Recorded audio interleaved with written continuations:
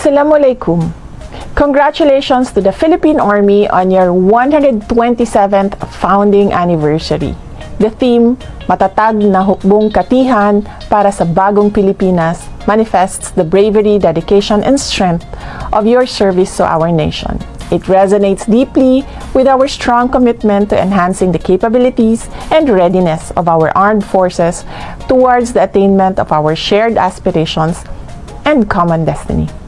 Your professionalism and resilience amidst internal and external challenges solidify our position in the global security arena and ensure the security of every Filipino.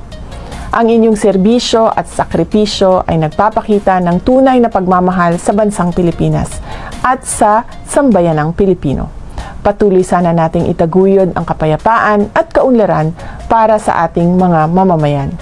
Bilang inyong Vice Presidente at kalihim ng Kagawaran ng Edukasyon, kaisa ninyo ako sa patuloy na pagpapatibay ng ating hukbong katihan.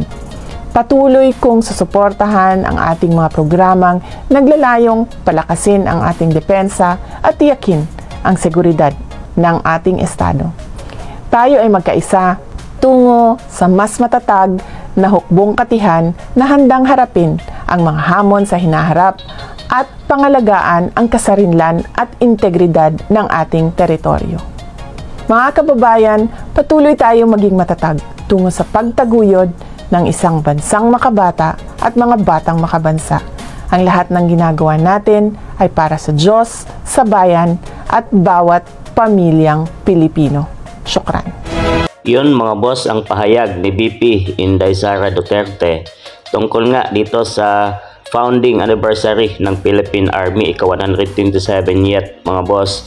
Saad pa ni VP Inday Sara Duterte ay suportado niya ang Philippine Army para sa kapayapaan at sugpuin nga dito yung lalo na itong mga terorista na laganap sa ating bansang Pilipinas. Ganito nga kamahal ni VP Inday ang ating mga kasundaluhan, kapulisan mga boss, dahil saludo tayo dito sa kanila dahil inilaan nila ang kanilang buhay para lang mapatahimik at mapaayos ang ating bansang Pilipinas. So yan ang ating Vice Presidente, may puso mga boss, at patuloy lang na naglilingkod ng tapat sa ating bansang Pilipinas. Para sa inyo mga boss, ano ang masabi nyo tungkol dito sa ating Vice Presidente at DepEd Secretary ng ating bansang Pilipinas, VP Inday Sara Duterte mga boss?